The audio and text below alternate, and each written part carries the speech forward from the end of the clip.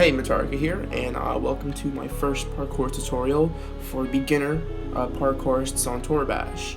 We're going to be going over the kind of fundamentals you need to get started as a parkourist, assuming you think you're ready. So, let's get to it!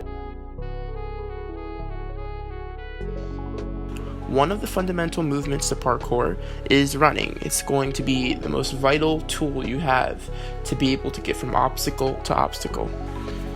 There are so many different kinds of run starters and kind of ways of running that people do that range from leaning more forward to like lifting your head up or even standing up taller, trying to run more realistically. And so I'm not going to say that there's any specific way of running that is the right way of running, but I will go over some of the do's and don'ts, I guess, of getting into a good run for you.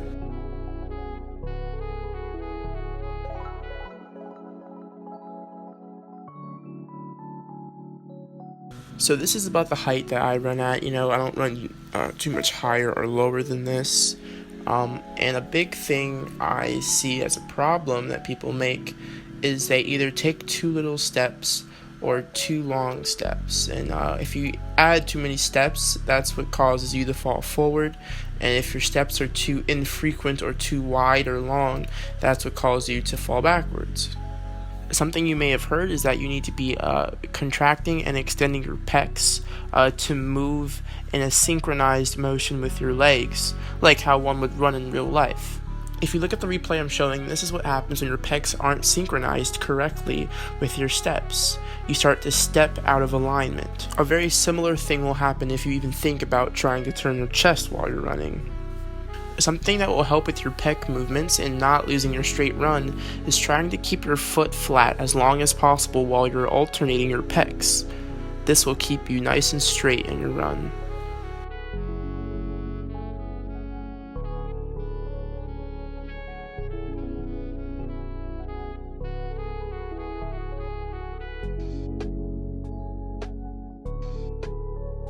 So I know you may be thinking, well, Matarika, you didn't actually show me how to run, you just told me how to fix problems.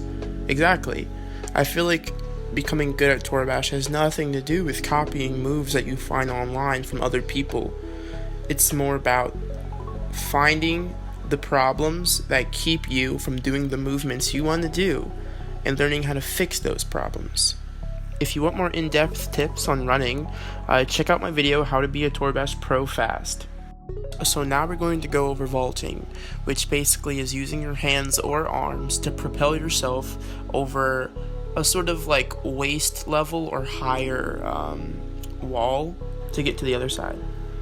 Now vaulting is a move inspired by real life parkour techniques, so if you want to look up different kinds of vaults, you can easily find this on YouTube. But I'll be going over sort of the kind of fundamentals of what allows vaults to happen in Toribash. Okay, so say you have a run going and you see a wall coming up. What you would want to do from that point is try not to get too low, because if you get too low with your kind of torso and your head going into the ground, you won't be able to lift up in time to get over it.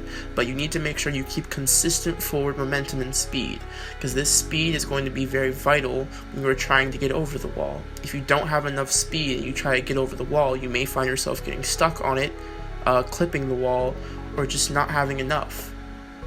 There are many ways to clear an object. You can use a more flat foot, or you can launch off your toe, or you can extend off your toe. It's up to you, but for this replay I'm launching off my toe because it's the easiest. So as you approach the wall, you want to get an arm, a hand, a wrist, or whatever you choose on top of the wall, and this is what's going to propel you forward. Your launch off your feet is what's going to give you your height, and your forward momentum that you should already have is what's going to carry you over. Depending on your style of vault, you may only be able to get one leg over at a time. That's okay. That's still a kind of vault if you can just get one at a time over. You just need to make sure that you don't take any hits to your speed. And if you do, try to keep them small, because you want to continue your flow into your next move after.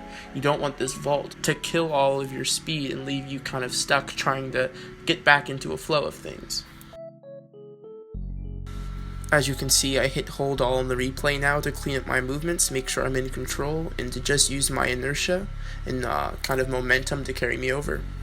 Once you know you're gonna get over the wall and not clip it with your foot, this is your time to have fun and play with style and technique and create your own cool moves and twists on doing vaults and make the move your own.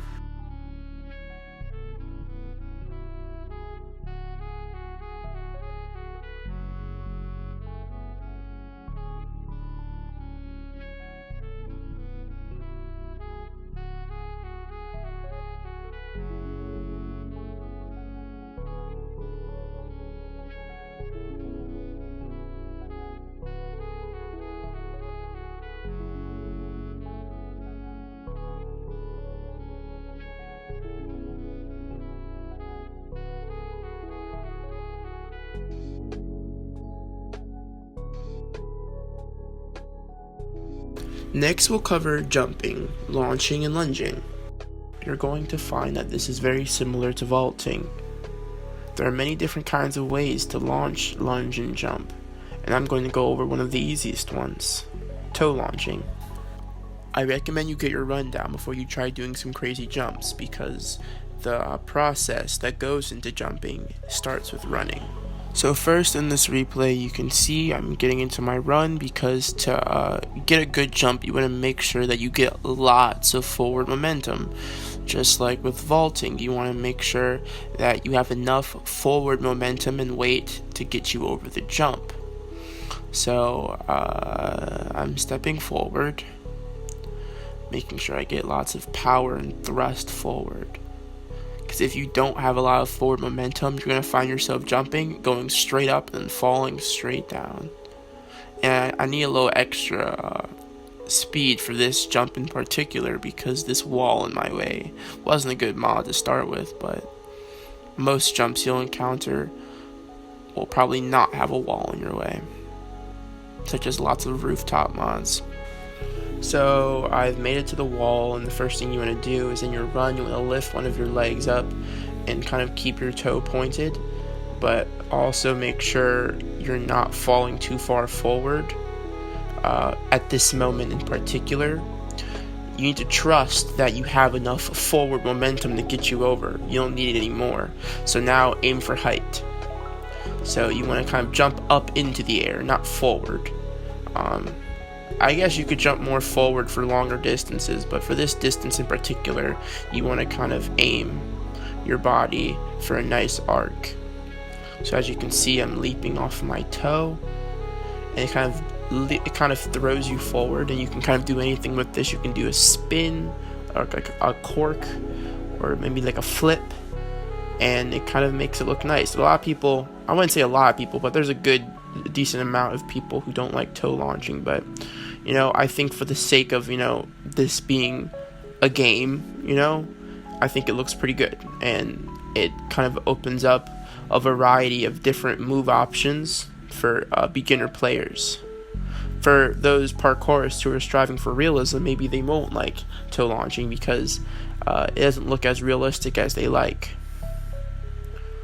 But I think it's definitely an amazing option to use when you're first starting off parkour, to open up tons of opportunities for flips and tricks and distance and speed.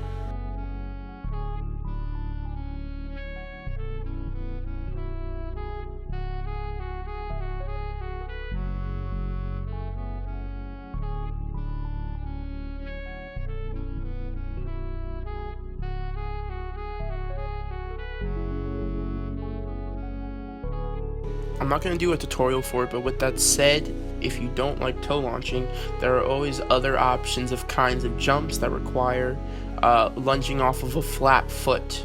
Or if you get enough speed, you can just clear the distance entirely just from your run.